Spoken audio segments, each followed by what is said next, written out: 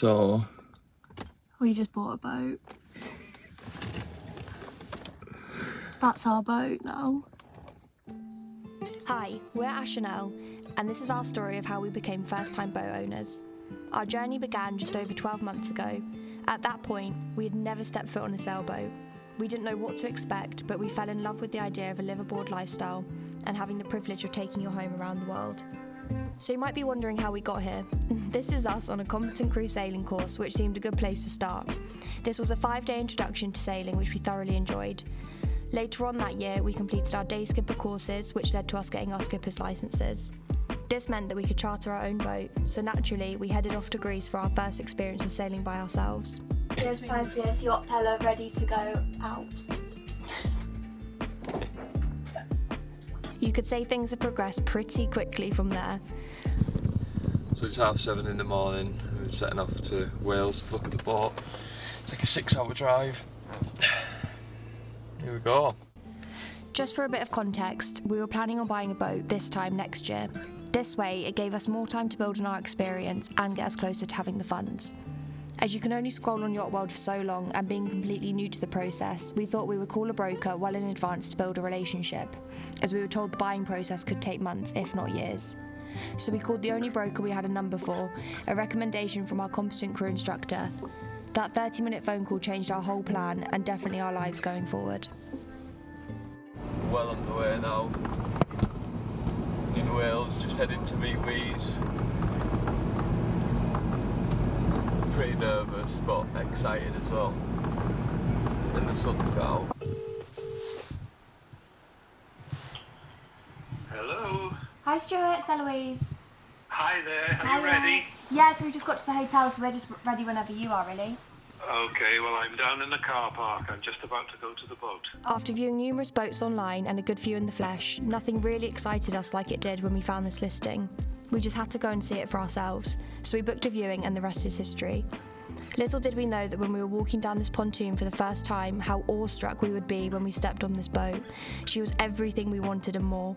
Sitting on her with the owner as he was explaining all of her systems and quirks, we couldn't help but believe we had found the perfect boat. But we had a few hurdles to cross before we could call her ours. What's just happened? I don't know, I feel sick. No, but he hasn't gone back yet. It's not confirmed. What's But just... I think it is. What's... You think what is? We've made an offer and he's verbally accepted, but he needs to check with a few more people. So it depends what the people come back with. Have we just bought a bloody boat? No, we haven't.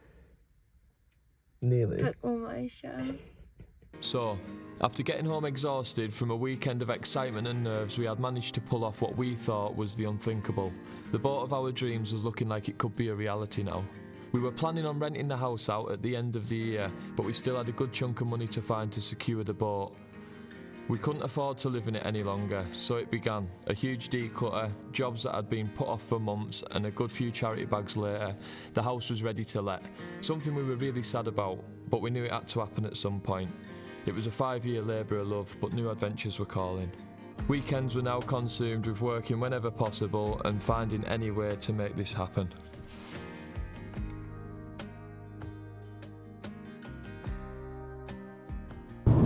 So we are on our way to Leyland to get the boat. We are excited. It's getting lifted out at the moment and surveyed, and we're basically... Oh no, it's getting surveyed now, and then we're basically going to get there for when she is being lifted out. So we can see the underneath. Ashley's just picked me up from somewhere in Wales, Carmarthen. Carmarthen, is it? Carmarthen. So we could do the last bit of the journey together, and then yeah, we're driving straight to the boat, and then I think we're going to sail her back because she's basically been moved to a different marina to be lifted out. So I think we're sailing her back to Milford Haven this afternoon, which will be fun. The sun's out. The sun is out, and yeah, and we're also staying on the boat as well tonight, so we're going to be sleeping on her for the first time, which will be really nice. Obviously we're signing this in the car park on the day of the survey. After a 6-hour drive and weeks of anticipation, the day had come.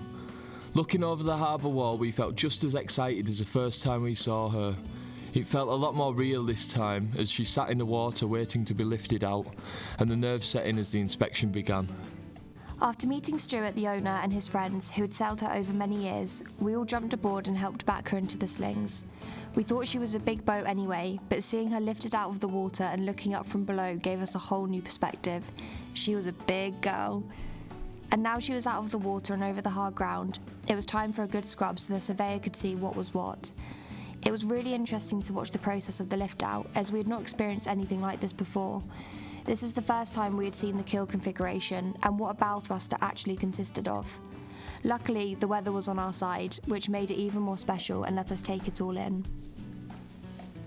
Ashley got a bit too close after touching the blue anti-foul and ended up with a hand like a smurf, so lesson learned there. We know this is something we need to replace in the future, and we're told there are many layers to sand to strip it back to the original hull, so wish us luck. But seriously, back to the surveyor. He was excellent and extremely thorough. At first we thought it was a lot of money, but we soon realised it was worth every penny.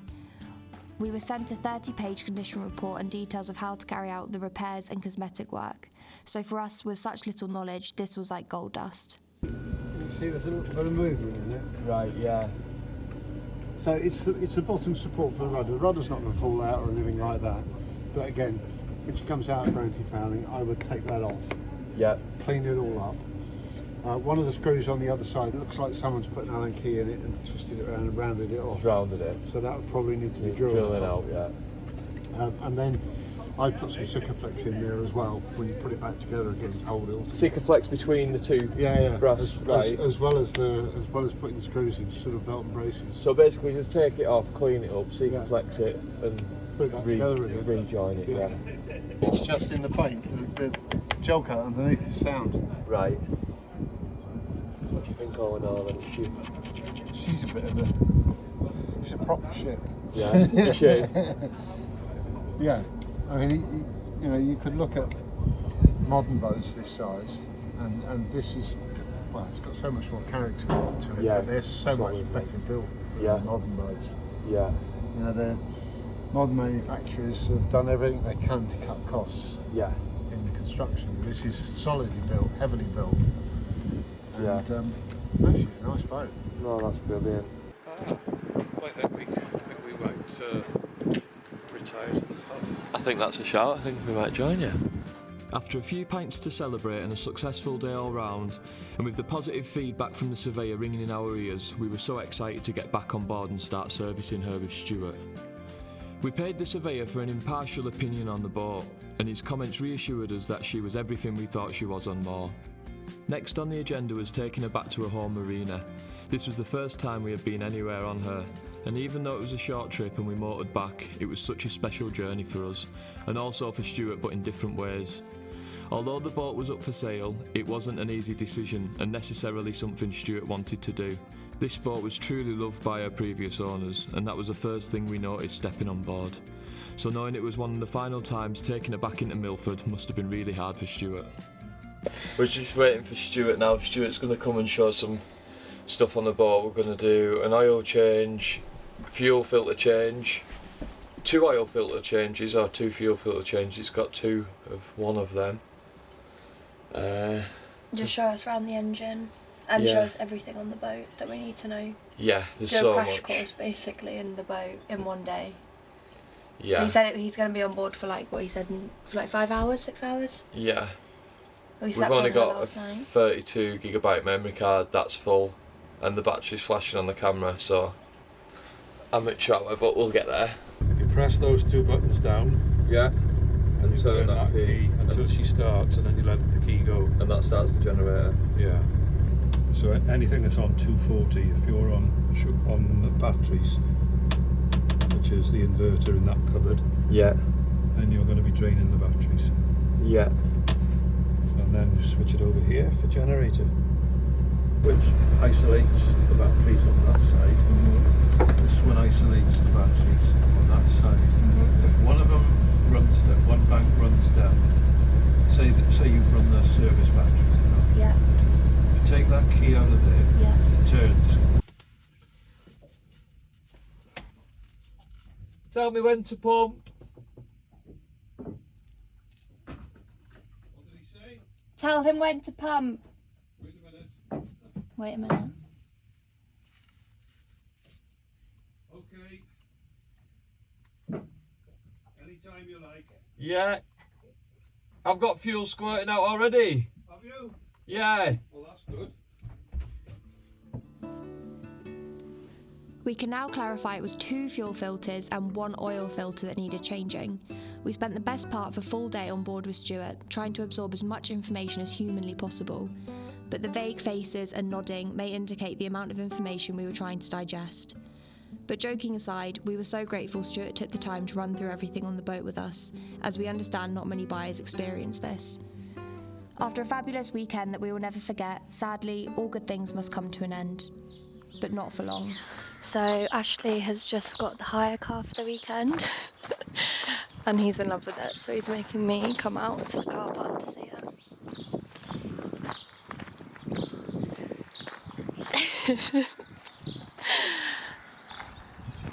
I hope that's him because I'm recording.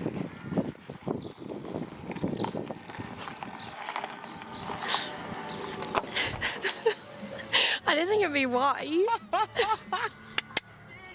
How cool. You're in it in your work clothes. Very nice. The weekend had finally arrived to head down to Milford Haven to collect the boat and sail her home. This was our biggest sail to date, totalling 200 nautical miles from South Wales to Lancaster. With a 5 a.m. start and after fitting an obscene amount of bags in our hire car, we were off. We arrived in Milford Haven for the last time and we were welcomed once again by Stuart and his friends. We had a celebratory drink on board and shared a lovely hour in the company of some brilliant and truly interesting people. Look after it. Happy days, huh? Yes, happy days indeed. Good Happy days, adventures. John. And happy days to come.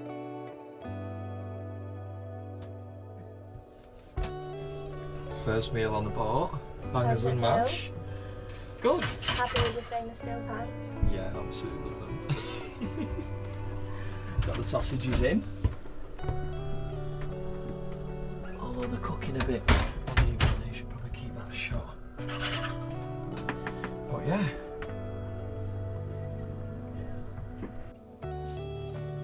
The morning of our departure came around and we were ready to set off. As a final goodbye, Stuart took her to the harbour gate where he jumped off and waved us on our way. This was a sobering feeling, as Stuart had been with us every step of the way leading up to this moment. Although we had Paul on board, who you might have noticed at the beginning of the video, to help us sail her back, we felt truly responsible for this boat, and little did we know that the trip ahead of us was going to be a real baptism of fire.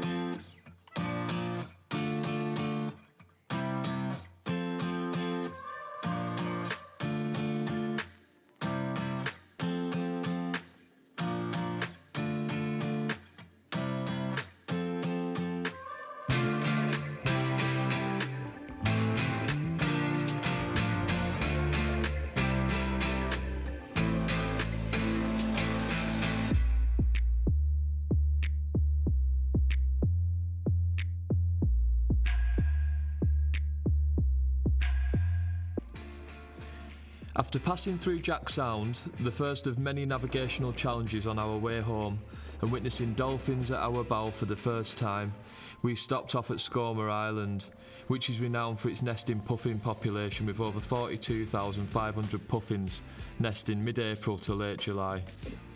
Paul told us the reason the birds were so abundant here and not on Ramsey, its neighbouring island, is because thankfully the rats haven't managed to take residence here. It's been mad, hasn't it? Mhm. It's so nice out there. There's a seal creeping up behind me. I've just been trying to film him, but I can't get a shot of him. He keeps I'll popping. go out and see if I can. Yeah, see if you can get him. He keeps popping up.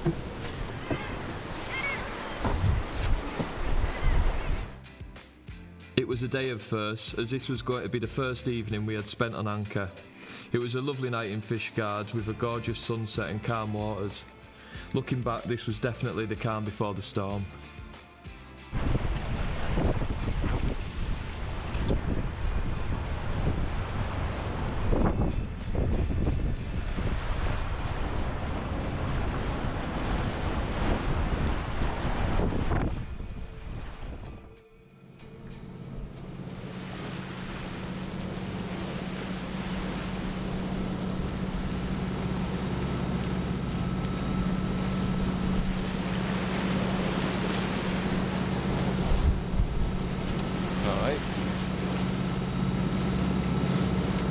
going?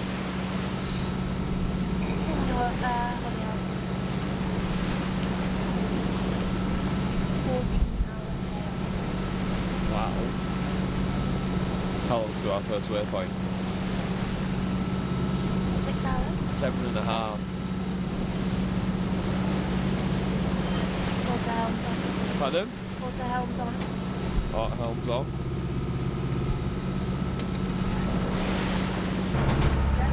So we've just we're coming across from Fishguard to Holyhead. We're right out at sea, and there was a random buoy. We've hit it, but luckily it got wrapped around the prop. But luckily we have a cutter on the propeller that it flies around, so it's made to help cut rope off and stop it getting all snarled up, and luckily it's cut it and we're free again. But that was worrying.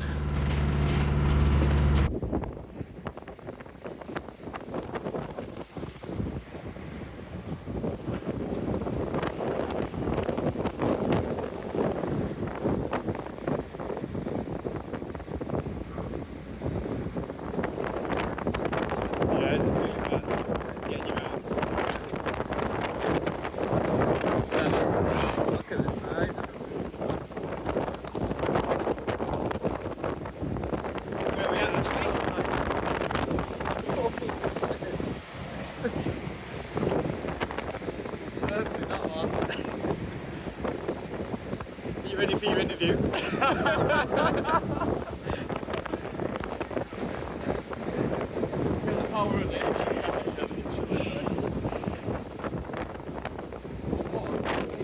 Yeah, smash it. So well, don't they? It's not me an hour first to base climb. Like, you got to feel from the altitude. Yeah. Like, there's lifeboat territory, you think, wouldn't you? Yeah. Yeah, you imagine you just go up. Yeah.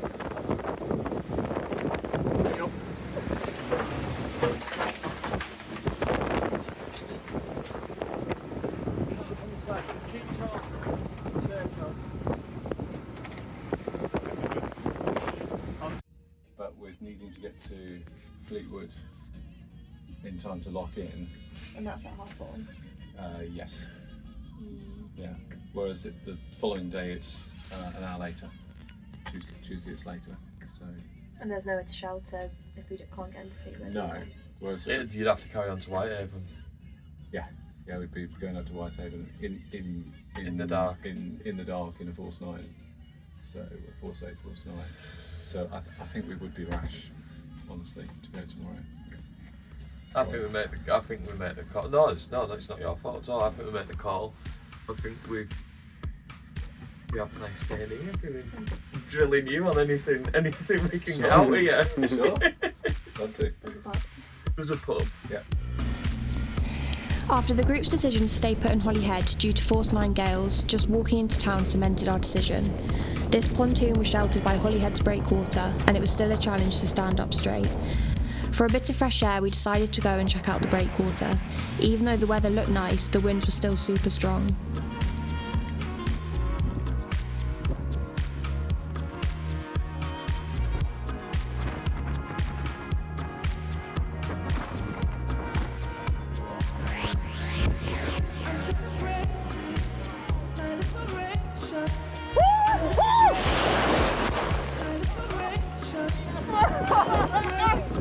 With a day stormbound, we decided to get busy on the boat.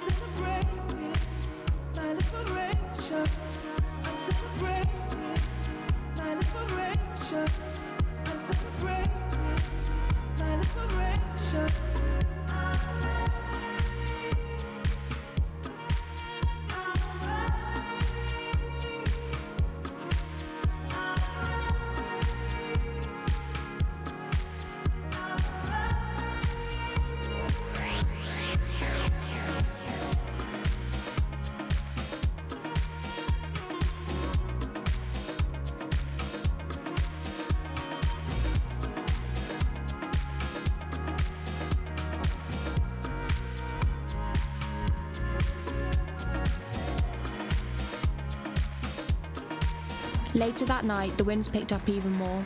The direction it was coming from meant the boat was being blown off the pontoon. We had a total of 9 lines on cleats and winches to hold us on. It was scary to think that our boat was moored onto the last surviving pontoon from a major storm that the marina had encountered in 2018. These excessive winds resulted in our bow line snapping clean in half.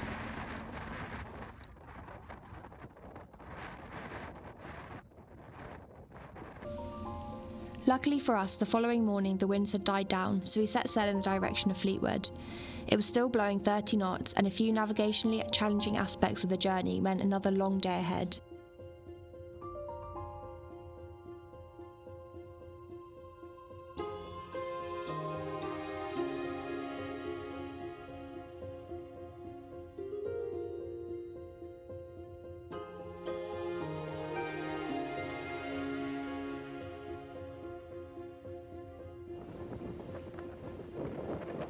Seeing a large pod of bottlenose dolphins lifted our spirits, and we couldn't help but feel like they were guiding us back up north.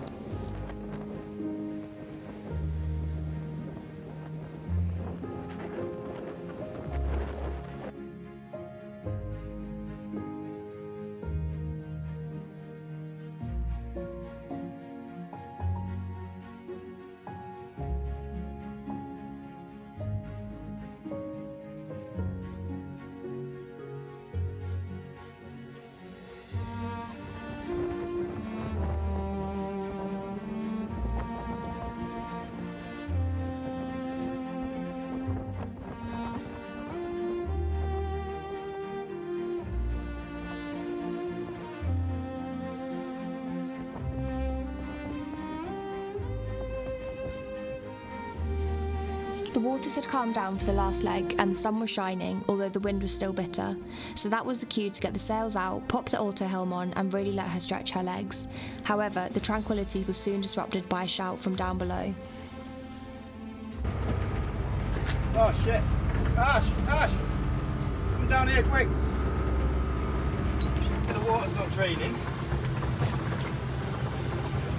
As Stuart had told us, we must turn the seacock off for the sink's waste pipe when under sail, but with an information overload this must have slipped our minds. With Elle holding fort at the helm, and me, Mag and Paul frantically trying to stop the water coming onto the boat, it just reminded us how quickly things can change on a sailboat.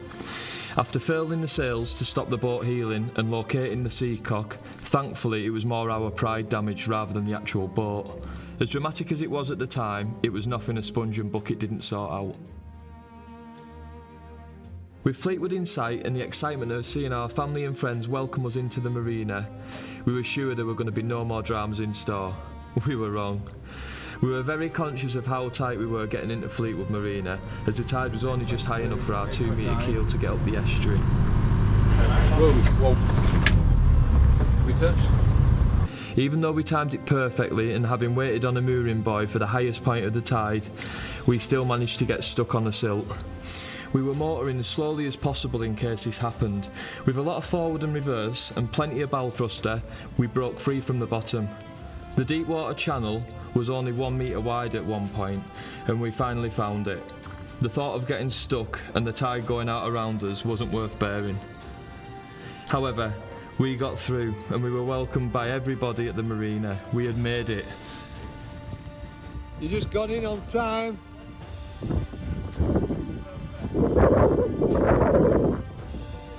They're all down there waiting.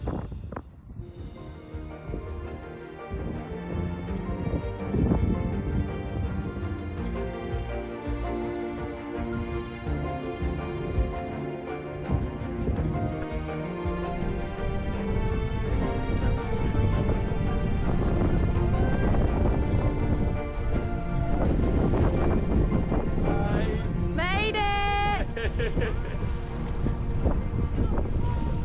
It's a beaut. We would just like to say thank you to everyone who has helped make this amazing dream a reality. We are so excited for the future and the adventures we have in store. If you would like to follow along with us on our journey, please like and subscribe.